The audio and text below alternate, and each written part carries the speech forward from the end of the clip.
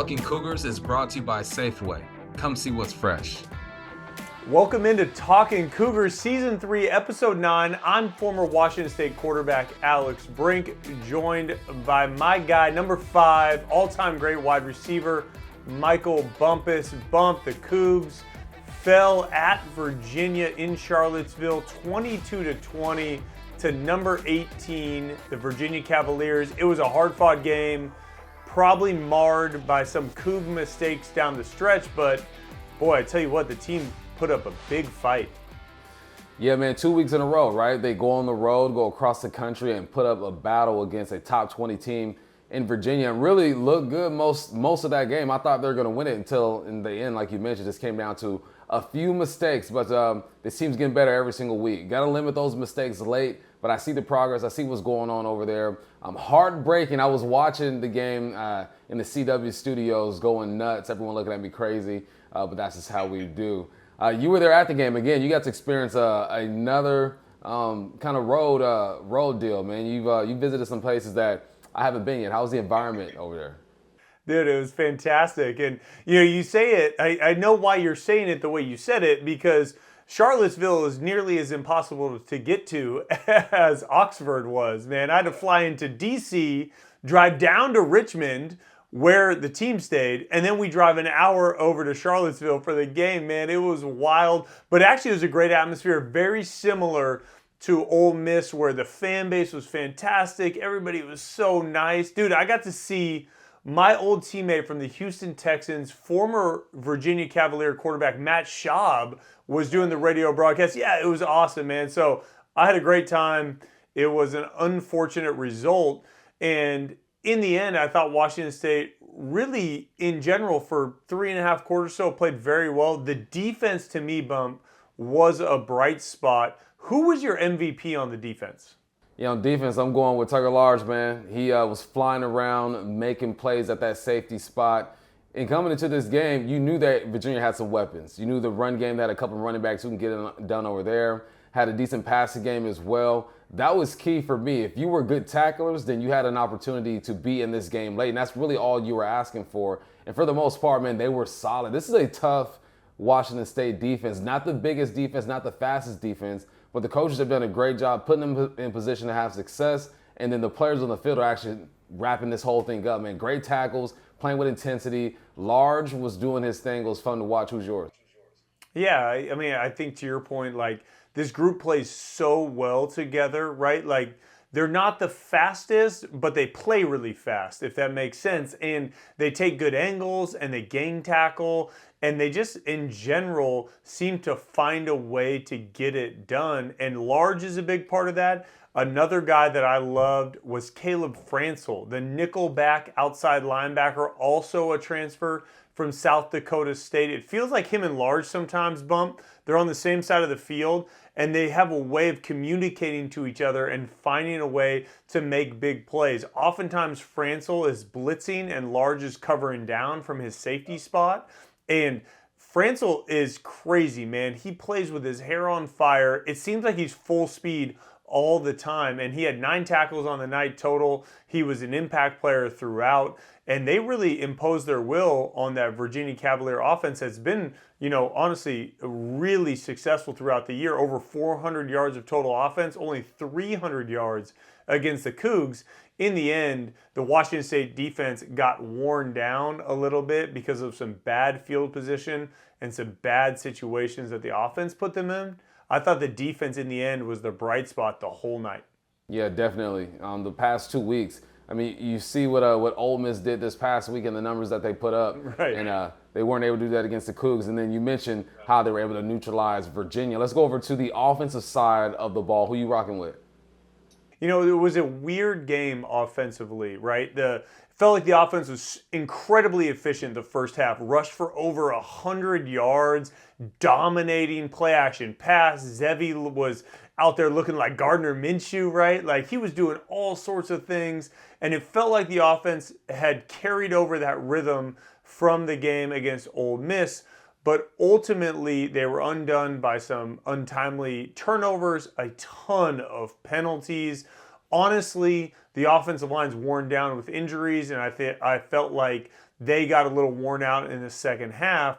All that being said, I really felt like Angel Johnson to me was an MVP. He's the redshirt senior, transfer from South Dakota State, the running back that everybody talked about in the preseason. And he was much maligned the first few games of the season.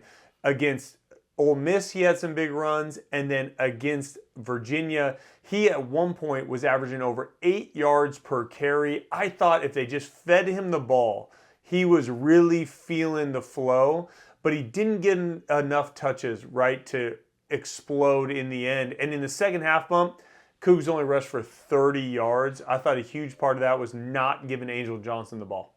Yeah, I love Johnson, man. He had probably the run of the night. Should have been tackled for a loss in the backfield. He bounces off, gets outside, 15-yard gain. I like that pick. And big ups to the run game, man. The Cougs were averaging, 88, 86 yards coming into this game on the ground, and they were able to get that going. I think the guy I'm picking is Josh Meredith, man. He really got the party started with that 32-yard touchdown. Zevi tossing one up for him, 7 catches for 108 yards. And he's one of those guys who hung around, who decided not to leave him, and is taking advantage of an opportunity here. He's one of the guys. And it's by committee with this wide receiver group. And it seems like every week there's someone else that kind of flashes. And I think that's great for Zevi. That's great for this offense. Really like what Joshua did. He set the tone. It seems like every week he's making at least one big play, and didn't disappoint this weekend. This goes back to Idaho, right, Bump, when he makes that catch right on the pylon and the little sprint out from Jackson Potter. Tough catch down low. It's really the decider in the game. Josh Meredith makes the tough plays for this Washington State offense. And, you talk to the coaches, he's the leader, right? He's teaching the young guys how to practice. He's the one that's showing them the way. And you and I both have been in locker rooms where you need a veteran presence, and that's who Josh Meredith is. And he showed up, you're right, in a big way against Virginia. And I just wish, right, for whatever reason, in the second half, there was not the efficiency from that offense, whether it was play calls, whether it was execution. I think it was something in between all of it, right? And you didn't get to see guys like Angel Johnson or Josh Meredith show up big in the second half like they did in the first half. Yeah, it was tough, man. It was either a nice flow to the offense or it's 3 and out or 4 or 5 plays. There was never really anything in the middle. You know what I mean? It was all or nothing with this offense. But it is what it is. And we're learning, man. We're learning. All right, when we come back on Talking Cougars, we're going to break down a play.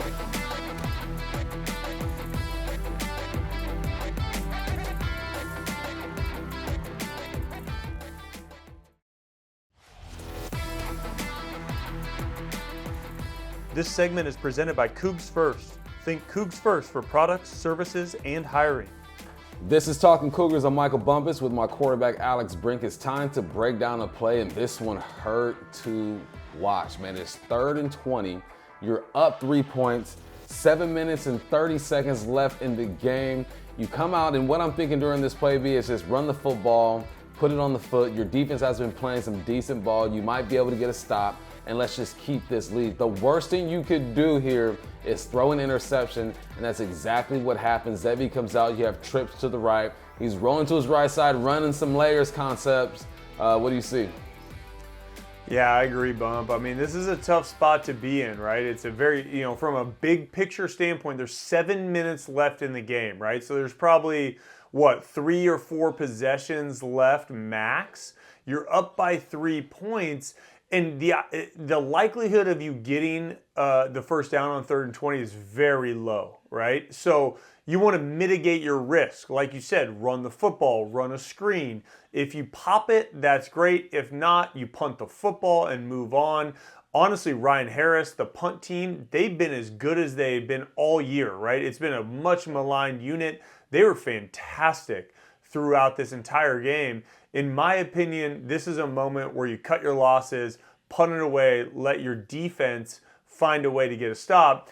Instead, the Cougs go with a play call, like you said, this layers, right? A big corner route and then a middle layer on kind of a deep out route, kind of sloppy corner, and then a flat route with the idea that you're going to high-load defenders, okay? And so as a quarterback, you have to understand that if there is a defender that is low, you have to know that he's low, or you have to check that thing down, run it away, because defenders are smart at times, right, Bump? they're going to kind of play in between, which is what happens here. The low player, he's either a corner or a nickel player, floats outside. He plays in between the low flat route and the middle out route. And Zevi, as he steps up, he thinks he has it. Unfortunately, there's not enough space, and that's where the defender steps underneath, makes a big interception. And Bump, even more so than the kickoff that we'll talk about later, the kickoff where they had the fair catch that they took the penalty on for the Cougs, this was a bigger issue for me, this interception with 7 minutes left. Yeah, you just have to be really responsible with the football here. The main thing is if Virginia gets the football, you want them to have to go 10, 11 plays. You want them to have to go 70 yards and really prove it, especially like you mentioned with the effort and the efficiency that your defense was playing with. I played quarterback in high school, B. I didn't play it on your level, but you got to really make that flat defender commit with your eyes, man. Turn those shoulders and make him declare exactly where he's going.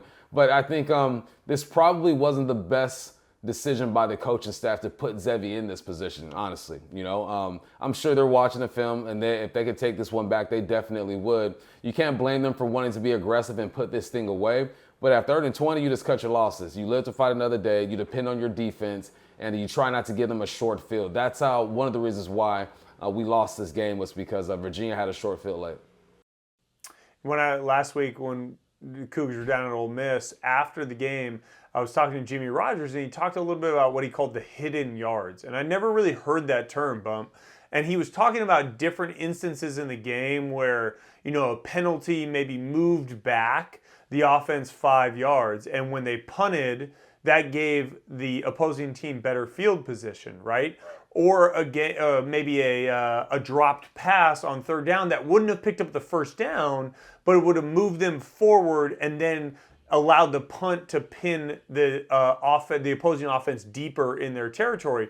And this reminded me of that, right? 3rd and 20, if you pick up 10 or 11, 12 yards, right, you get out of the shadow of your own end zone. You may not pick up the 1st down, but now if Ryan Harris rips a big punt, all of a sudden the field is flipped. And as a punt returner, right, when the field gets flipped, that's a problem for the opposing offense. So I think this is one of those instances where some hidden yards went against the Washington State offense. Yeah, I love that term, man. It just really goes back to playing efficient, right? If you are in 3rd and 20 and you can't pick up 5 or 8 with a run, you do that. If you are in a punt situation, being responsible with or a kickoff return situation, being responsible with your fair catches or whatnot, that's just being aware of the situation and just doing what the situation requires, nothing more, nothing less. And I think that's going to start coming around even more as this team matures, right? Whether that's week by week or maybe it's year by year when it comes to guys who are being retained and this coaching staff gelling every single week. But, that's the battle, man. In football, you're trying to get 11 guys on the same page about 65 to 70 times on each side of the football. And the team that can do that more frequently is usually the team that wins the ball game. You just hate that you feel like you might have just lost it yourself. It wasn't really too much that Virginia was doing to beat you. It was just not taking care of the little things like you mentioned. No doubt. And look, we talk about this interception, and I think you and I both agree it was a big moment in this game. The one that's getting the attention, right, is the kickoff following the Virginia score when the Cougs and the Cavs are tied 20-20, 2 minutes left in the game. Cougs are going to have a chance to maybe go down and kick a field goal and score. And on the kickoff, there's a miscommunication where Leighton Smithson is going to field the kick and run it from the 2-yard line. And Kirby Voorhees, the other returner not fielding the kick, waves his hand, which by rule is a penalty because you cannot indicate a fair catch if you're a returner and not getting the ball. So the Cougs were down to the 2-yard line. That equally, obviously, is a huge part of this game. It just feels like for Washington State, too many mental errors down the stretch, right, when they were in control of a game. Yeah, there's no reason for that off returner to do anything. You go ahead and pick up R1 or L2, whoever's unblocked. That's your mission right there. It's just a lapse. And then about the drive before that where you get 4 straight penalties. You're backing yourself up. You're backing yourself up. You're backing yourself up. It was almost like they did everything possible to make this situation even more difficult on themselves. I could imagine the feeling those young men had going into that locker room and that flight home, just thinking about all the things that they did to hurt themselves, where Virginia didn't really apply that much pressure. Of course they did. Virginia was moving the football and scoring, but you felt like the Cougs had the game in hand late until they started shooting themselves in the foot. Yeah, there's no doubt. It was a disappointing end, honestly. And when we come back, we're going to talk to somebody who had a chance to experience it, unfortunately, firsthand. That's the Washington State sideline reporter, Jessamyn McIntyre, back on Talkin' Cougars.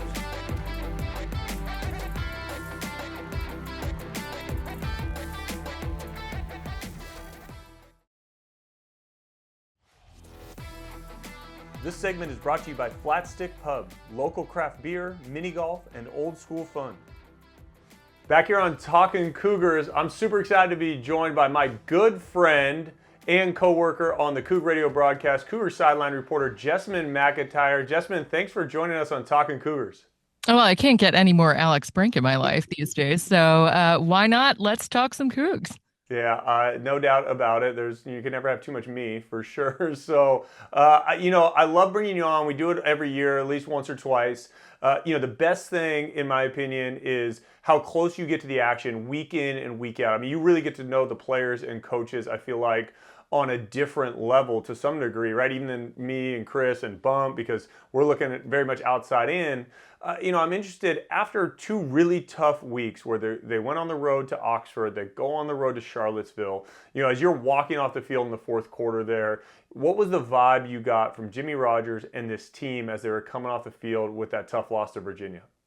I think it was a little more deflated than the loss at Ole Miss, to be honest. And I think it's because of the mental errors that we saw that ultimately cost them the game. You never know what would have happened if they got the touchback, started at their own 25 instead of being pinned at the 2. But that one hurt, I think, a lot more. And I'm down there. I'm with them. I'm absorbing the energy of what's going on there. And we also have to consider how many guys were out, and we can get into that as well. But the fact that they fought and clawed so hard, that wasn't just a gas team. Now, sure, there was a lot of, specifically on the defensive line, there was a lot of attrition due to injury. And so the depth wasn't there like it had been. So sure, they could have been exhausted, except they had it. And the fact that they lost it the way that they did, in the fashion they did. I was talking to Stuart Mandel earlier today, who's a weekly guest on the Ian Furness show on which I work. And he said he's never seen a game losing safety ever. Yeah. And I can't remember one that I've seen as well, one that may have led to a loss, but not in that fashion where that was the final score. I think it was just all of the things that added up where perhaps, they weren't prepared for that moment. And that I think is probably pretty deflating for the team. For sure. And so thinking about that, right? And you've got 5 more games left on the schedule, starting with Toledo this weekend in Pullman. You mentioned, some of the bodies that are missing out on that field as you're kind of experiencing that in game and, leading up to the game. What's your take on kind of where this team's at with some of those injuries and some of those key players that are banged up? Yeah, it's hard to know when it comes to Captain Rayam Stevenson at this moment. I saw him go down with what looked like an ankle injury in towards the end of the Ole Miss game. And that wasn't good to see him not available in that game. He was there with the team in plain clothes, a leader on the sidelines for sure. But that one, I think, hurt a lot. Mike Sanjo remains out, and we don't have many details on what he's dealing with.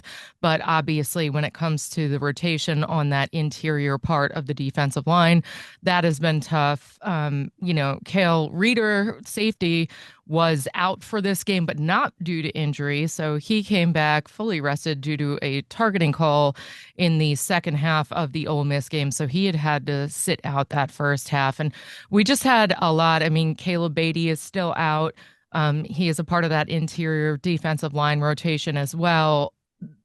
From what I gather, I'm not really looking at Beatty to come back anytime necessarily soon. There's a lot of question marks when it comes in. And yes, we do get to go back home after 2 very extensive road trips traveling to both Mississippi and then also to Virginia. Those are long road trips.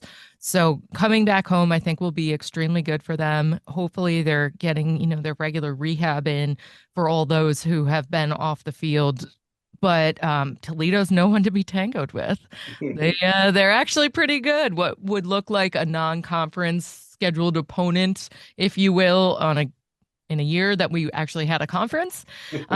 You might have looked at that one as, extremely winnable, but right now, hopefully they are turning the corner on the mental side of things to get back into, okay, we can own this one. Yeah, for sure. And you talk about all the injuries on the defensive line. I mean, probably the only silver lining there is they had a lot of bodies, right, to throw at it. And, missing a captain like Ram Stevenson really hurts. I look at that offensive line. Obviously, Christian Hilborn's been out. And then you saw on the sideline this last week, Jalen Caldwell, his backup went down when he got rolled up on. So I think offensive and defensive line, right, they're going to have to figure out that next man up mentality, because you mentioned Toledo's coming into town. It's a good football team. Hopefully being back home at Geisa Field is a huge piece of it. And I look at, really this team in general, right? Just from, that tough North Texas game, and then you make the decision to go with Zevi Eckhouse heading into the Apple Cup. Feels like the offense got a shot in the arm from Zevi. We all get to see his excitement, right, when he's on the field. What is he like when he's on the bench with the offensive group and, the receivers, line, quarterbacks? He's definitely a leader, and he has more of a calm tenor, to be honest, when I watch him talking to everybody, whether he's rallying the troops or just getting people's heads in the game, whether he's with his coaches going on the iPads, looking at plays. Okay, what can we do different here? I've watched him during a downtime in a game come over to his teammates and, hey, let's go, let's go. His offensive line, his wide receivers, and also the other quarterbacks on the sideline, Julian Duggar and Jackson Potter, are there with him and helping him as well. And I've said this to you many times before, but you would know better than anyone how strong and tight a quarterback's room can be. And you might think, yeah, sure, there's competition, but they're all there for each other. So I see someone who definitely has the ability to be that leader, a mature personality on the sideline, who has not in my time this year in any way lost his temper with any of his teammates, maybe a little bit with himself, but he is definitely the leader that you would want when it comes to the mental side of things on the sideline. Yeah, we definitely seen that from him, and it's been a huge piece of the offensive turnaround, right? And Danny Freund, the offensive play caller, seems like they have a good rapport together, which is awesome. And Jess, one of my favorite things about watching you work on the sideline is the way you have to navigate the head coaches, particularly in that halftime interview. And, we all used to laugh at the way, Coach Leach, right, would run off the field and you'd be chasing him. Then obviously Jake Dicker, he was very eloquent with his words. Seemed like you got to, would get a fair amount of coach. And we got a new coach in Jimmy Rogers. He's a little bit different too in his own right. What's it like navigating all these different personalities, finding the way to get the information and the questions across that you want the Coug fans to know when you get that opportunity? Well, I think the biggest thing is reading the person first, right? You got to read the room. What is this guy going to want to talk about? What is he not going to want to talk about? Right. When might he swear? When might he run? You never really know. And, the oopsies come in here and there, but I learned a lot from Coach Leach in that, where I'm like, oh, he don't want to say anything. He just wants to get to the locker room. Right. Jimmy Rogers is, respectful. Jake Dicker kind of knows the role, where he's going to provide the interview and just answer the questions. Jimmy Rogers has some stuff to say, and it's almost like he's thinking out loud from what he's going to say to the team or what he really needs to do. He's thinking about it and saying it to me as he's coming off the field. He doesn't run, though. I've walked with him a couple times, but maybe that's why Coach Leach kept me in the gym so often, is because I knew that I had to be prepared for those moments. But Jimmy Rogers, that's exactly how I feel, is that he's thinking out loud exactly the halftime adjustments he needs to make. So I try to lead him into that. and lead him into, okay, here's what was impressive about your team. Here's what you might want to talk about that you have to improve upon. Or, hey, your defense did everything right. What more could they possibly do? Things like that. You read the room a little bit. Well, that's why you're the best, man. You're a true pro. We're lucky to have you on the broadcast, Chris and I, and we're really lucky to have you join us here on Talkin' Cougars. Thanks, Jess. Thank you for having me. We'll be back on Talkin' Cougars.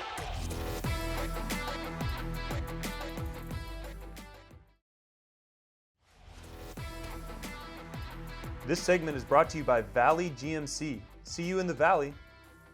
This is Talking Cougars with Michael Bumpus and Alex Brink every week. A little different setting for me today. I'm at my workplace, but it makes sense because I'm talking to a Cougar legend, my guy, Jedediah Collins, former tight end, Mr. Moneyman himself. How you doing, Jed? Bump, I'm just proud of where we are 20 years later. We were just talking, man. It's been a long time and just enjoying the day, enjoying the season. Wishing the Mariners could have kept going, but other than that, fall is here and we ready. It's good stuff, man. Yeah, the Mariners, it was a heck of a run, but it's a good run. All good things come to an end. All good things come. Hey, you know this. Only one team is happy at the end of the season. Right, only one. All right, well, man, I figured I'd hit you up because our Cougs are coming off a long road trip, man, and we went to Wisconsin. We went to Alabama to play Auburn, and now they're finally coming home, man. When you think about our trips down south into the Midwest, what kind of stands out to you? So much of the pageantry. Now, actually, after having played and going back to games in Pullman, I get to see what that Saturday day experience is. You and I, we didn't get to live that. We were obviously on the other side of the fence in that one. Going down, you got to see what this game means to so many people. And football to us was our identity. It kind of brought us up as young men. But this game means so much nationwide. And what I loved is, you fly into Wisconsin, you fly into Alabama. It doesn't matter. The four corners of this country love this game of football. So I remember going in, and really one of the things that Auburn that kind of surprised me was the girls' outfits and how fancy they would get for the game. You're like, man, our Pullman girls, they put on a sweatshirt. They're going to sitting out in the cold. Like, they're not coming in here in these dresses and things. And so I love to see how each culture accepts and adopts this game, highlights it, spotlights it, and really just makes it their own. Yeah, that's one of the things I remember too, man, just the culture shock, man. It's going down south, feeling the humidity, not playing in that before, then going to Wisconsin and having 100,000 pack in and the crowd going, and then finally coming home, man. It felt good making that flight and that drive back into Pullman. How do you think these dudes are feeling? Finally coming back home. 2 weeks in a row they had to hit the road. 2 weeks. They went East Coast. Yeah. Time change. They're going to get to kick off at a normal hour, get a good night's sleep. We played at different levels. Travel is hard, and it makes it a professional game. Even if it is in the collegiate level, going in and crossing time zones. Coming back home, I always look at Pullman, man, it is the bubble. You go back there, you can experience what it was like in 1975, 2000, and 2025. Right. The city and the energy doesn't change. So I would imagine getting back, getting in a comfortable time zone, getting in a comfortable location, knowing where you're going to stay the night before the game, and just waking up on Saturday again, being back home, being around your Cougar community, it's going to give them energy. But it has been such a neat show that they have been able to travel and make statements. We got punched in the mouth earlier in the season, to respond, to rebound, and to really come back and tell the nation, and that's who they woke up. The country is now looking at Washington State and going, this is not an easy game. This is not a look-over game. These guys are here to play, and they're only getting better. So being back home gives us that edge, that advantage. Hopefully we can get it all the way to get the W. Man, I think you're right. You said nationally, we put people on notice. It's funny we can do that with 2 losses, right? You lose to Ole Miss, you lose to Virginia at Virginia, but you're right. You put guys on notice. You put the nation on notice. How do they build from that? Because it's funny that we're talking about building from 2 losses too, right? Usually we win 2-3 games in a row. We're rolling now. How do they build off of 2 close losses? There is no sentimental victories. You wake up and the number either goes on the right side or the left side of the column, and it's the only statistic that really matters. I think as you look at kind of how they build on it feels to me they've identified their leaders. Early in the season, who's our quarterback? Where are we going? What are we? New coaching staff, what are they going to put out? And again, we had a quick stumble and we had one of those moments of like, oh no, where is this going to go? I feel like the chaos united this group and it united them around those leaders. Not only the coaching staff, I think they've done a phenomenal job handling the noise, but really looking internally, looking at, guys, who are we? What product do we want to put out on this field? It doesn't matter what you're up against. It doesn't matter what the other people are saying. It only matters what we believe. And it feels, at least, again, I'm not in that locker room. I'm not in the team room. It feels like these guys looked at each other and said, it's us against everybody. And that's, it's a mindset the Cougs have had for a long time. But with the new establishment, with the new kind of coaching and a new take on this team, it was nice to see even the struggles unite us. And I think it is kind of these building blocks. As an entrepreneur, as a professional, you realize your failures are what give you confidence. These close, tight losses, these experiences allow them to stand strong and say, hey, we faced the best in the country, arguably up there. And as we look at it, we had a chance to walk away. What can we tighten up? Where were the mistakes? What can we finish on? And really just look to the leaders to kind of push that ball over that last little edge. I love it, man. I love it. The money man himself. Hey, tell the people what you're doing, where they can find you, and use your services. One of the great quotes I've ever heard is, be who you needed when you were young. When I was going into the NFL, I needed somebody to come in and speak the language of money to me, teach me without asking for anything. Today, I am that man. I get to go. This Monday, I was working with the Washington Wizards, an NBA team. Last week, it was the Indianapolis Colts. I get to work with universities, but not as an advisor, not as an agent, as a pure, unbiased educator. My goal is to get them to speak the language of money and to start acting wealthy. So you can check us out at yourmoneyvehicle.com. We actually have a high school curriculum being used by thousands of high school students today, every day. And we get to go into those in-person experiences, get into that eye-to-eye, and really make the impact of teaching these business athletes how to not only conduct themselves as businesses thinking longer term, but speaking the language of money and truly capturing this idea that at 18, 19, 20, you can make a life-changing decision with that next paycheck. So again, I'm just living a passion, living a dream. Brother, it is a hustle. It is a never-ending story. As entrepreneurs, we got to keep rolling, keep going.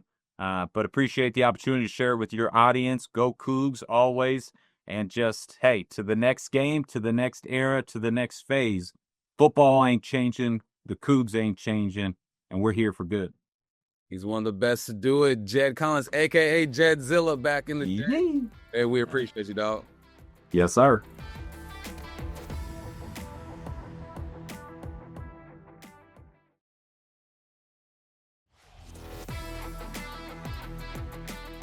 Back here on Talkin' Cougars, now we get our chance, Bump, to break down this week's opponent, the Toledo Rockets, coming out of the MAC, a powerhouse over the course of the last 10 or 12 years.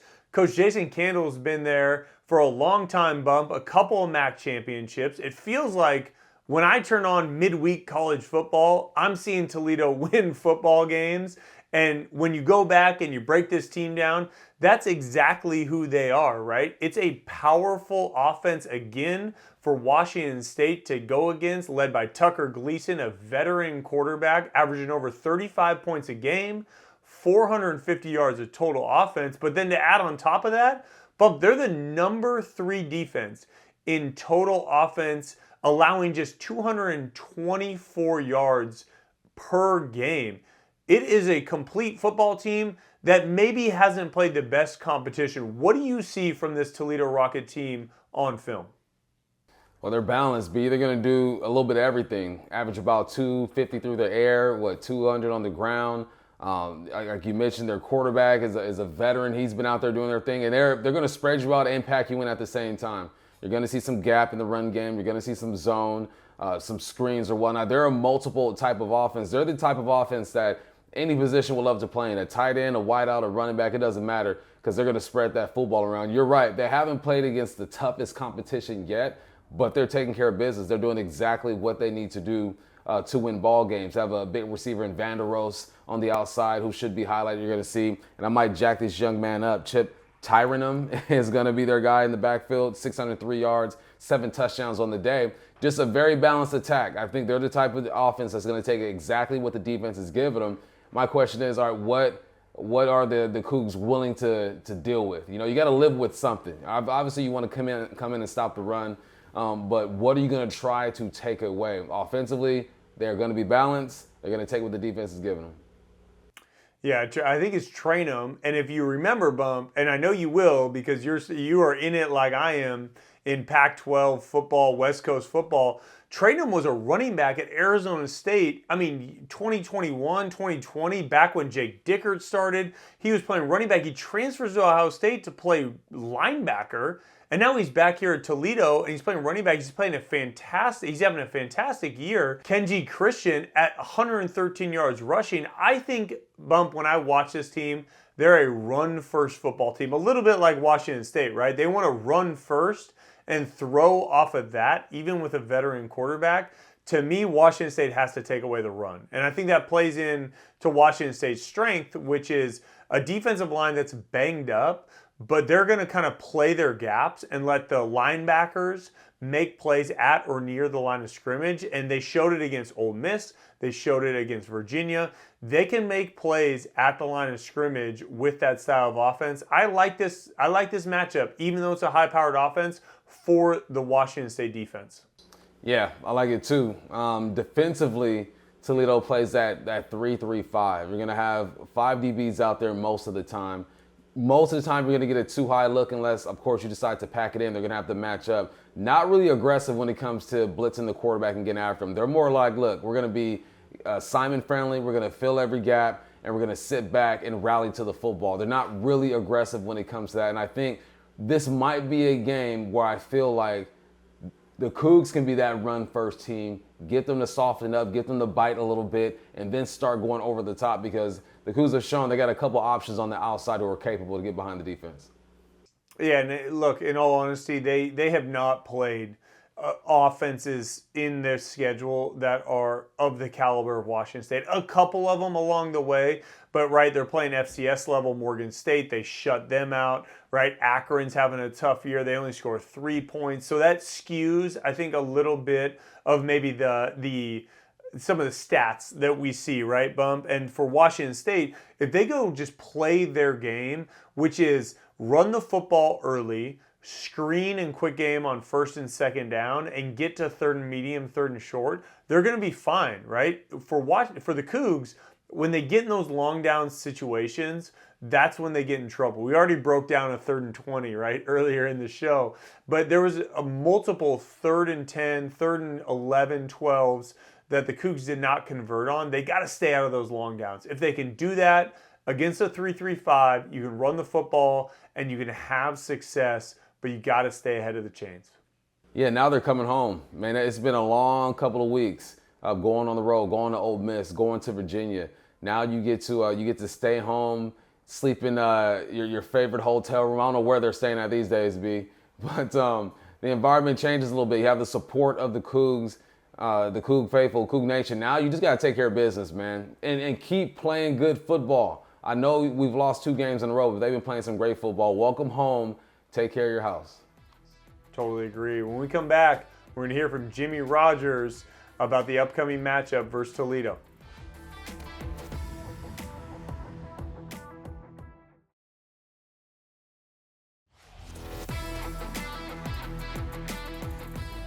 Welcome back to Talking Cougars. I'm Michael Bumpus with Alex Brink. Let's hear from Coach Rogers and some Cougs. I mean, it's good to play at home. And I think there's a part of it, I said last week, there's a part of it when you go on the road, it's just you and the team, right? And so you get away from outside distractions or, all the things that you're kind of asked to do on a typical home game.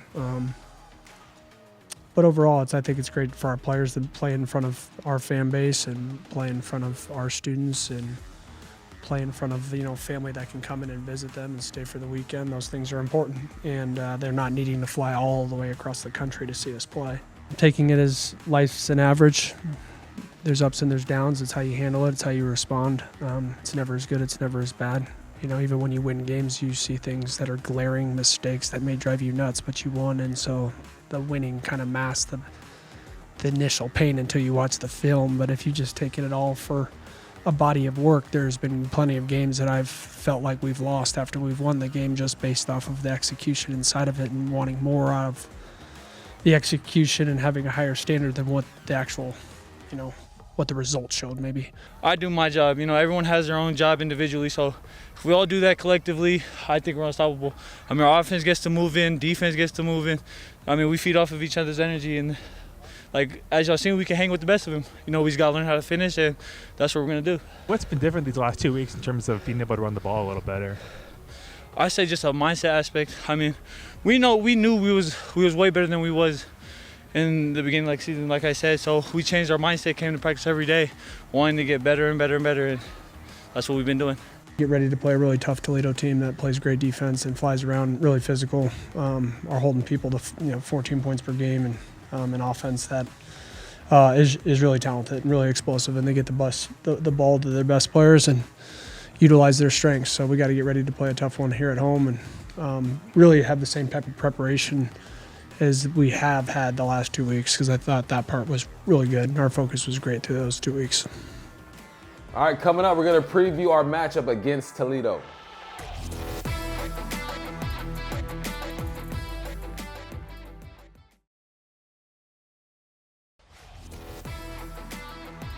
Back here on Talkin Cougars, episode 9. Washington State plays Toledo this Saturday. Bump 1.5 point favorites at home. Cougs just went on the road, lost to Ole Miss, top 5 team, and Virginia, top 20 team, by a total of 5 points, and they're 1.5 points favorites against Toledo. What do they have to do to get this thing done? I don't know. They got to take down Ohio State, apparently, but they're not on our schedule. But, hey, this is the life of a Coug, right? You just can't do enough. You can't do enough. And hopefully that's, that's motivation for these guys. And I don't even know if they look at the spread, honestly. B. When we played, I never looked at it. So I think you just keep it internal, and you realize the opportunity that you have. Like I said, the main thing is to keep that wave going, keep that momentum going, and correct your wrongs. It's more about them this week. It's more about handling the procedure of a football game, just the little things. Don't fair catch if you're not getting the football. Move when the ball is snapped. Hold your water. Get in and out the huddle. Look at the play clock. This the procedure of playing football needs to be sharpened up a bit. If you combine that with just the decent play that we've seen on both sides of the ball, I like the Cougs' chances. Yeah, I agree. You just look at, in general, 30,000-foot view of this season. The Washington State defense has played really well, Bump, right? You can scrap the North Texas game because they basically had to stop North Texas inside of their own 25 5 times. So I don't even count that game, right? And then UW, they played great, and then a turnover by the offense kind of leads to the dam being broke. And so 59 points later, it feels like the defense gave up a lot. In my opinion, the defense, when they're put in good positions, they ultimately execute. So to me, this is about the offense playing for 4 quarters, right? Not 2, not 3.5, not 3, 4 quarters. If the offense can do that, in my opinion, Washington State has a chance. Like you said, they need to play their game. Not really worry about, the Toledo 3-3-5, not worry about the Toledo running game.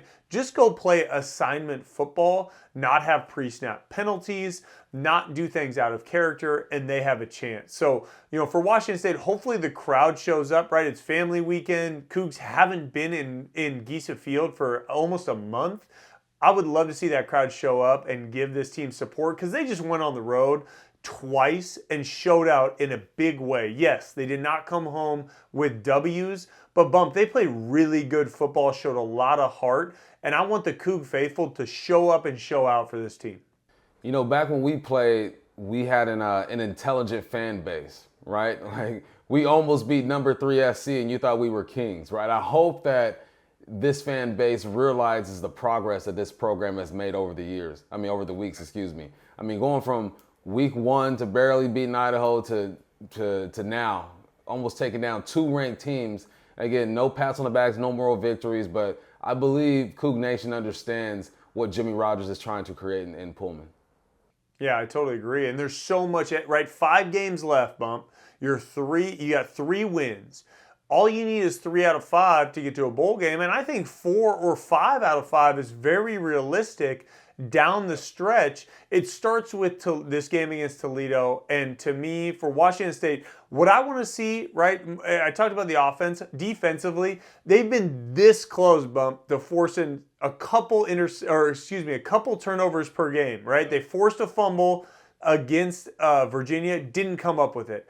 They had a chance at an interception that literally went this much over Colby Humphrey's fingertips for a big gain. It was so close to an interception. If the defense not only can play well, but force a couple turnovers, in my opinion, this game is a wrap for the Cougs. All right, man. Take care of the little things. That's been Talking Cougars. I'm Michael Bumpus. This weekend, I will be on CW. I'll be in the studio covering the Cougs game, so holla at me there. No Seahawks this weekend. They are on a bye. Follow me at Michael Bumpus5 on Instagram and X. You can find me on X at AlexBrink10. I'll be on the call with Chris King and Jessamine McIntyre. Looking forward to seeing everybody at Giza Field in Pullman. Washington State versus Toledo. Time to get a W. That's Talking Cougars. Thanks for joining us.